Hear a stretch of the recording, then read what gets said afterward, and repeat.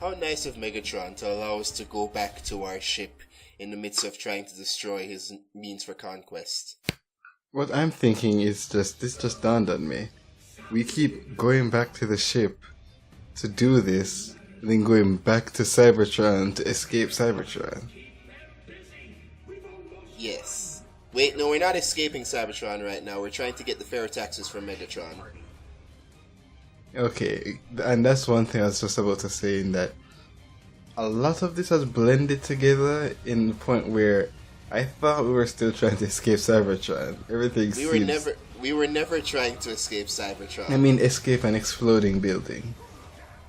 No, we did that like in one small part of the level. That's all. It's going to go fully critical later and endanger the planet. Right now, we're getting what is essentially the control for both things that Megatron has. So we're basically trying to get something to turn off all the stuff on Earth. Yes, to turn off all the stuff on Earth, and something to stop the core as well. Because remember, all that stuff holds the Transformers, a copy of the Transformers culture. Okay then. So they kind of don't want to just haphazardly destroy it. That's true. They need the 100% of their culture. Their culture. You know what I'm trying to say. Like, I knew it was coming, and I was waiting to see how you put a spin on it, but you gave up. No, I don't remember the name of the cultural database. Yes, they need to preserve their cultural database so that they don't end up with. Well, they're very advanced, so they'd be post-singularity. So they'd be a post-singularity police state. So Transformers animated. Yes. Oh, yes. Pretty much. Dystopian post-singularity police state. You gotta include the word dystopian. Oh, well, that would be this. That would be Transformers robot. Well, there is no civilization there at that point. But I'm saying that would be Transformers, the second robots in disguise, where it turns out that the Council are actually secretly Decepticons in disguise. Yeah, that sounds more about right. More about right. It can't be post-singularity in the Michael Bay movies, since the rest of the Earth is still just regular Earth. Yeah, and in that one, they like rewrite the understanding of the war. Basically, they're just like saying, "Oh, this war would have never ravaged the planet so much if Optimus didn't like stop it from the beginning or all that stuff." So he basically branded the heroes of Transformers Prime as either renegades or criminals or stuff like that. Yeah, that sounds pretty much like post-singularity police. The whole thing about one of the descriptors is of the cultural database. We should probably mention that we're talking about Seed Ship. I'm pretty sure you'd have slid up that thing ages ago, but now that I mentioned it, you're probably going to do it now instead. But yeah, I'm assuming that not I'm assuming, one of the things they describe in the post-planet things is how much people can access information. And in the dystopian police state, it's like the only people who can access the Earth's cultural database are the people on top. So yeah, so they could pretty much rewrite things to say, yeah, Optimus Prime was the villain. What sucks though is that they reveal this in like the last 3 episodes. Like they imply something's wrong, but they don't. It could have been so cool to explore a Cybertron that brands them as criminals, but it's not that the Decepticons are in control. Just like even the Autobots are like against them because of that. Just like it could have been so cool, but no. Let's crunch all that into 3 episodes. That sounds like when they revealed Lusamine was a good guy in literally the last line of her dialogue in the entire game. That's not what... First off, you weren't paying attention. because Lily clearly talks about how she was an actual fun mom many times before something went wrong, and you just being a fun mom and having a change is completely as in outside of there was no portrayal that she was anything other than, well, she changed into this person because she got obsessed with this, and then it was magic in the very last second. Magic. I'm exaggerating, but like she was hypnotized all along, and you don't learn this until the very, very, very, very last line. I'm like, wait, what the heck? And that makes. I know, and I agree with you. That's stupid, but it also doesn't really correlate fully enough to what I said. Yes, it is. They give you information that would have been interesting to explore way too late, which leaves the plot feeling unfinished. Well, not unfinished, but in that case, the potential doesn't feel fully realized. No, but I'm saying in that case, the plot's already resolved. It would be similar. The similarity that I thought you were going for would count if it seemed that if the council turning out to be Decepticons were seen after they were defeated. Oh, yeah, that would have been... Which actually could have been better if I think about it. Like, if handled correctly. It actually could have been way more interesting if they thought that actually the council really just thought that. Just like, that could have gone somewhere. Nah, darn it, now I'm even more frustrated. So literally the worst possible execution of that plot happened.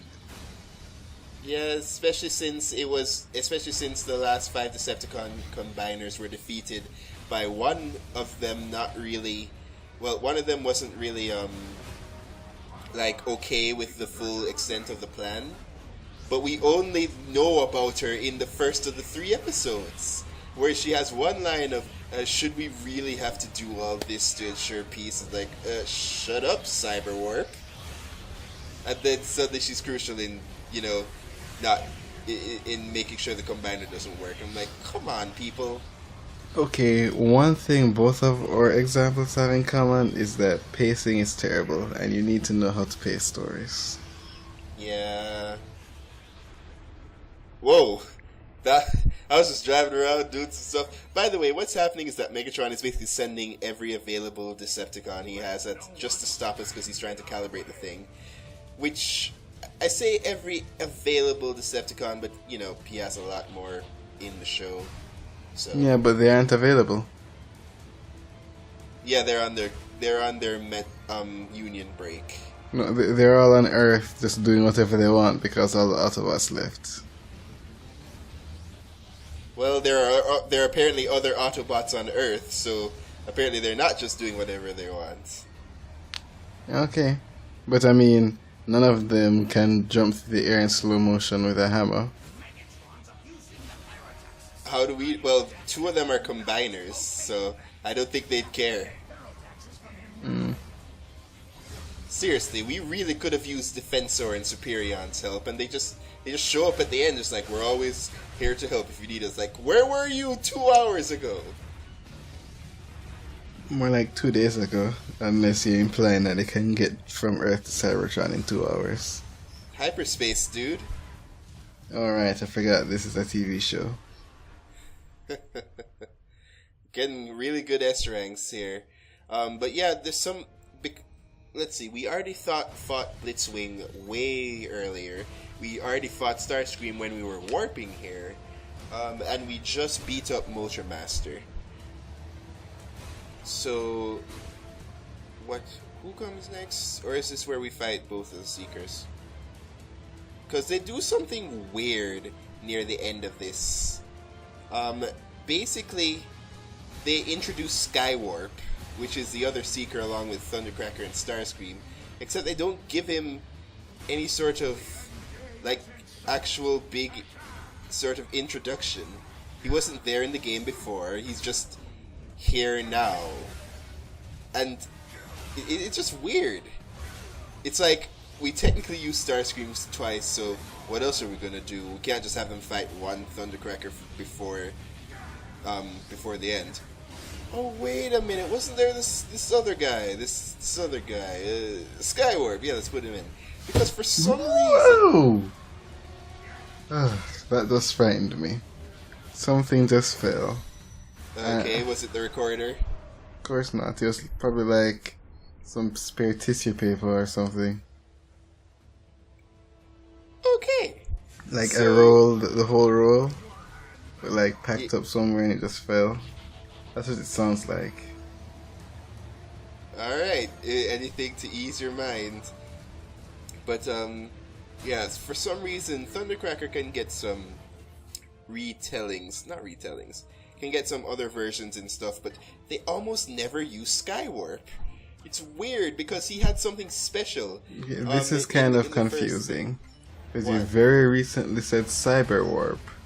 And now you're saying Skywarp, and I'm like, wait, Cyberwarp what? and Cyberwarp is in the cartoon that I was describing. See, there's Skywarp there. Cyberwarp and Skywarp are two different people.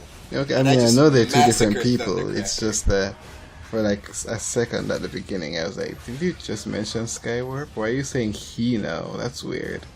Wow, I just massacred Thundercracker in like 10 seconds.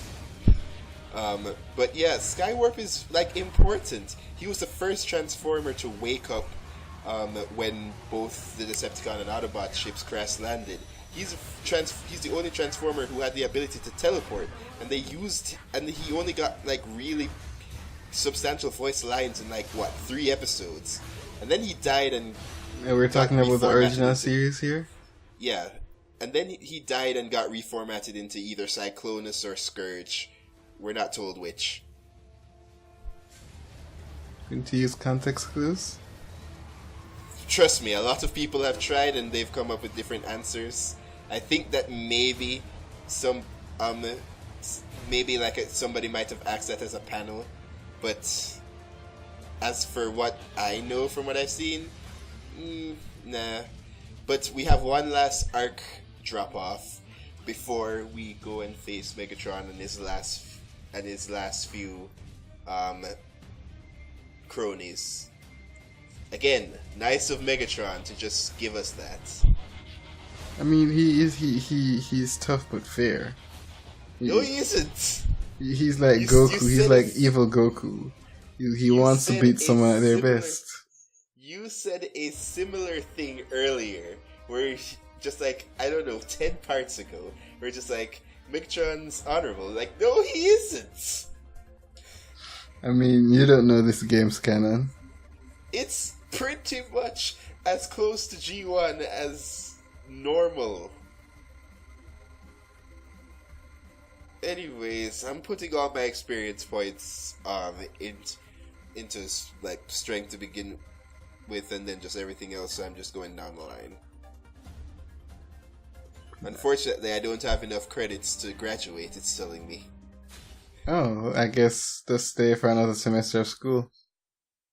But I don't wanna. It charges so much, but at least it's not making me bleed out for student loans and tuition fees.